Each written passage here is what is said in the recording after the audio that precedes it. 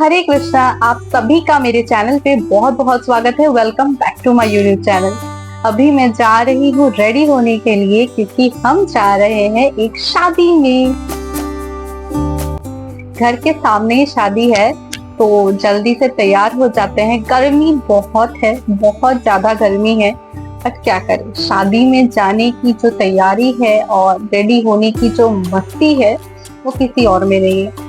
तो बस जल्दी से रेडी हो जाते हैं और मिलते हैं उसके बाद। मैं ऑलमोस्ट रेडी हो चुकी हूँ बट मेरा बाल बनाना बाकी है, तो उसके बाद मिलते हैं। तो यहाँ पर मैं बहुत अच्छे तरीके से अपने बालों को कर्ल करने लगी थी, लेकिन आधे कर्ल करने के बाद ही करंट चला गया।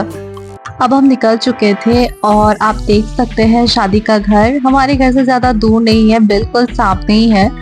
तो हम वहाँ पर पहुँच चुके थे और डेकोरेशन देखिए कितना ज़्यादा प्यारा लग रहा था, एकदम पर्पल एंड वाइट का जो कॉम्बिनेशन है। और आज मैं भी पर्पल ही पहनी हूँ तो बहुत ही ज़्यादा अच्छा लग रहा था मुझे। और वो रही हमारी दुल्हन एकदम ठीक सामने।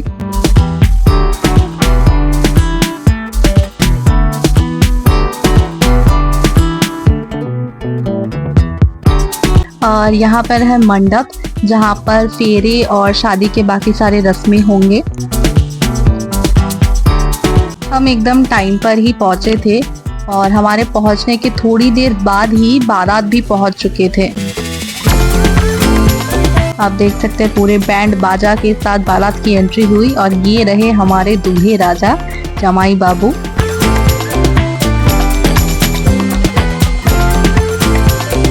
तो बारात की एंट्री होने के बाद ही हम चले गए थे खाना खाने के लिए। वैसे मैं शादियों में जाती हूँ खाना खाने, आप सबको पता है मुझे खाना कितना ज़्यादा पसंद है। एक एक करके आइटम आते जा रहे थे और मैं खाती जा रही थी। और ये रहा मटन जो कि मेरा फेवरेट है। मैंने तो बहुत एंजॉय करके खाया। गर्मी बहुत था बट फिर भी मैंने बहुत अच्छे से खाया। हम खाना खाकर आ चुके थे और बाकी सारी रस्मों के लिए तैयारी चल रही थी, तो मैं थोड़ी सी डेकोरेशन वगैरह की पिक्चर्स क्लिक कर ली क्योंकि मुझे ये सब बहुत अच्छा लगता है। दूल्हे राजा भी रेडी होकर अब आ चुके थे और उधर घर की गेट की तरफ जा रहे थे एक रस्म निभाने के लिए जिसको बोलते हैं दोधी मंगोल का रस्म।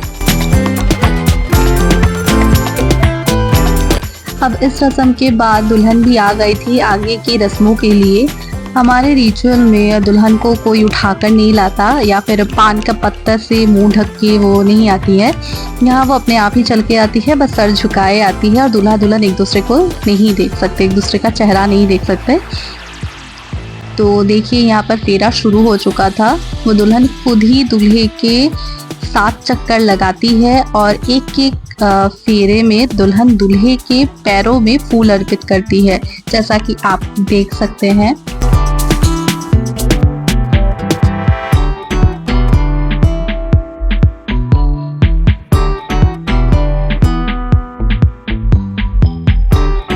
फेरे चल रहे थे और मैंने इसी बीच अपनी भी थोड़ी सी क्लिप ले ली थी।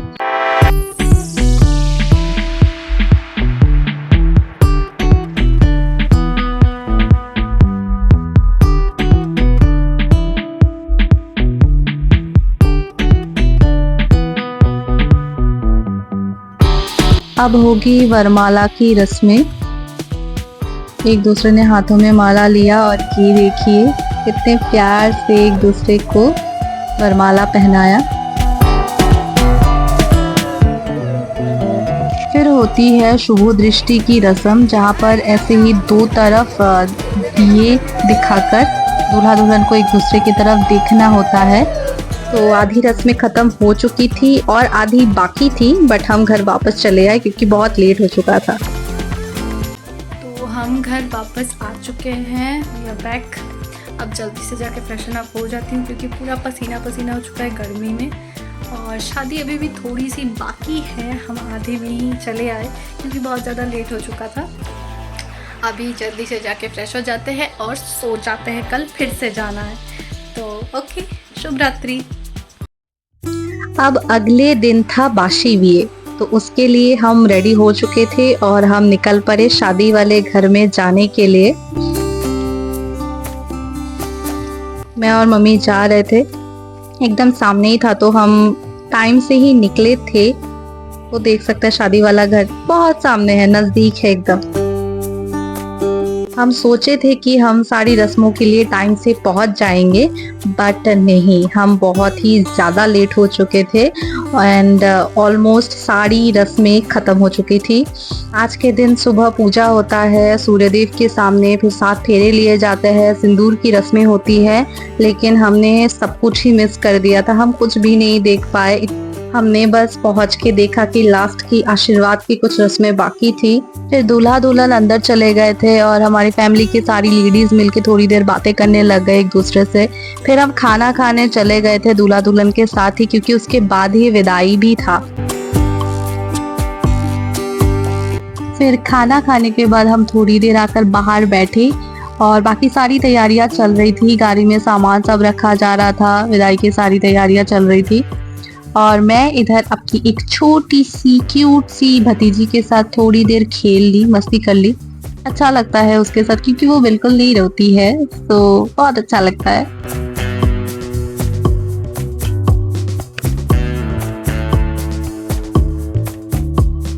अब दुल्हन की विदाई का टाइम हो चुका था और वो तो रोए जा रही थी, रोते रोते ही बाहर आई थी। तो सब लोग भी उदास हो गए, क्योंकि घर की ही बेटी है और ये विदाई का मोमेंट जो होता है वो बहुत ही ज़्यादा इमोशनल होता है सबके लिए।